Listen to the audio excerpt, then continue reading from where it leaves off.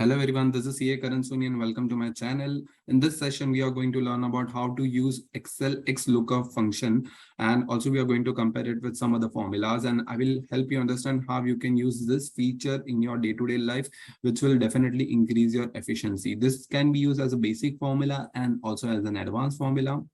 And did you know that this XLookup function can help you replace so many Excel formulas such as lookup, Vlookup, HLookup, index match, Iferror, reverse Vlookup. Oh my God, this many formulas. Yes, XLookup can definitely replace this many formulas.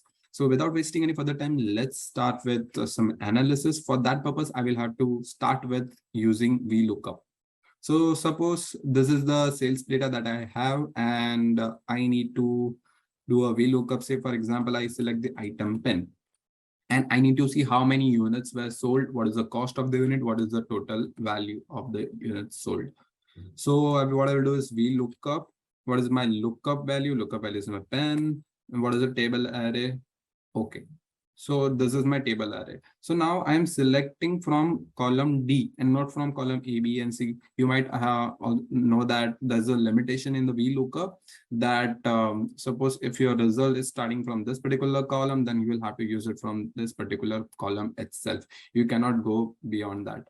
So table array I've selected. Now I will have to select the column index number. Suppose I need units. Units is in my column 3 in this particular range. So column 3, and this doesn't matter. Actually, I need the true only. So I'll just simply close this. So I will get my desired results, which is 27. Okay, but instead of using this, how we can use Excel XLookup. So what I'll do is XLookup. Sorry, I need a pen here. What I'll do is XLookup. This is my lookup and my lookup array. So what I will have to select is array and not a table. Please be very careful. So this is the array that I selected. Now I have to select the return array. So I will select units and I will simply close it. So if you see, there are some other aspects also covered in this formula. We will go step by step. So right now I'm just closing this and I got the results. So yeah, it's that simple. But suppose I'm writing a rep. Let me just put it down as well. Suppose now you need a VLOOKUP. You need to see this item is being sold by which representative. So we'll have to next is table array. But the thing is, I cannot go back. I cannot select from here. I will have to select it from here, but this won't work then. In that case, what I will have to do is I will have to shift this column over here or maybe somewhere else. That is after column D, that is items. But that's not a limitation of XLookup. You can also go in the reverse mode. Say I need the lookup value this, lookup array again is this. Now I need a return array of this. So when I close this, I get my representative who sold this particular item and the units. So that's how we can do it. Okay, for now I'm going to delete this. And now again, one more thing. Suppose I also need unit cost and total, as I mentioned. What we'll do is we'll have to again pass the same formula. For ease, I'll just copy this. Okay, and I need the fourth, that is unit cost. Okay, got the unit cost. Then again this, and I got the total. So this is how I got. Okay, so now here there are chances that I might end making up error. But in this case, what we can do is we can get it on one single click. So what I have to do is, again, I'll pass XLookup, lookup value is this, then lookup array is this. Now I need a return I need of all these 3 columns. I'll just simply close this and voila. So I got all the results which I need for my analysis.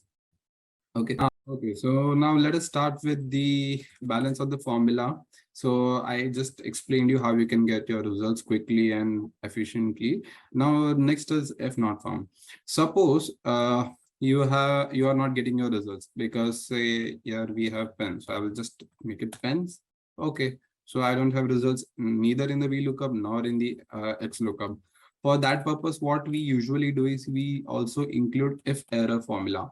So what I will do is if error, this is my value. So if my value is this, and if there is an error, please give me not found. So this is the value that I will insert.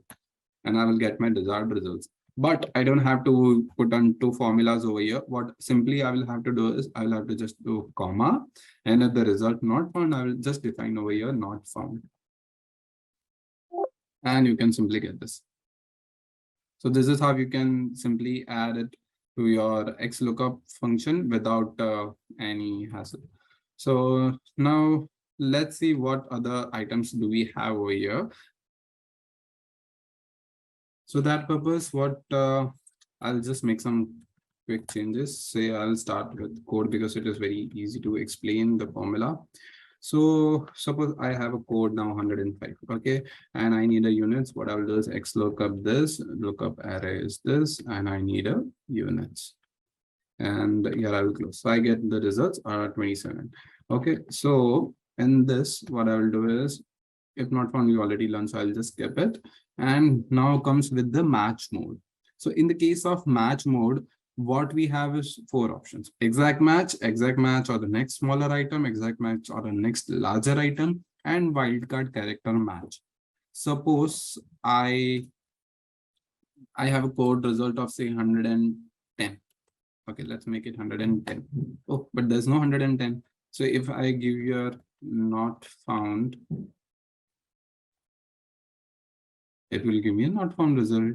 But say, for example, I'm not keeping this one now, and I'll go with the match mode.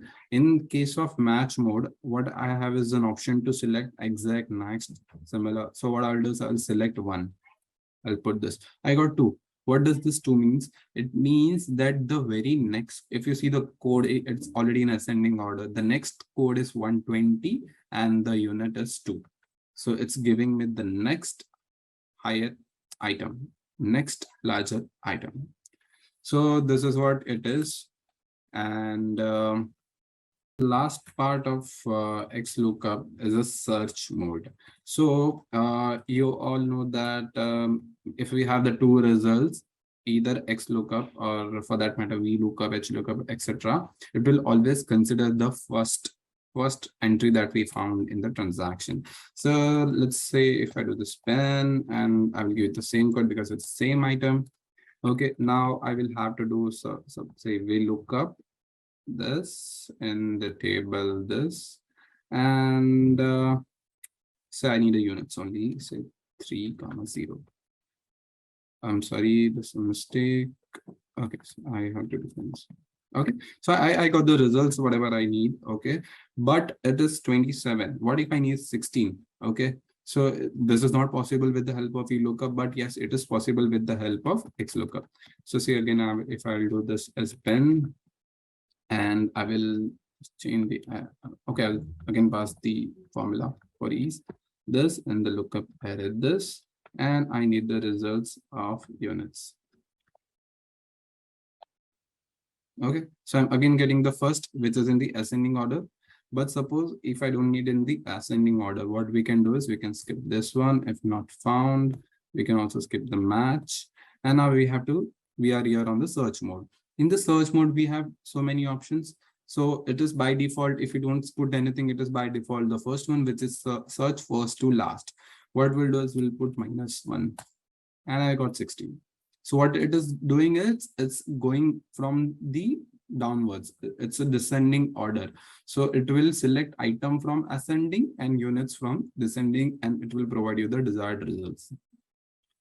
So that's it for today and this XLookup formula. Do use this formula, and if you like this, like, share, subscribe.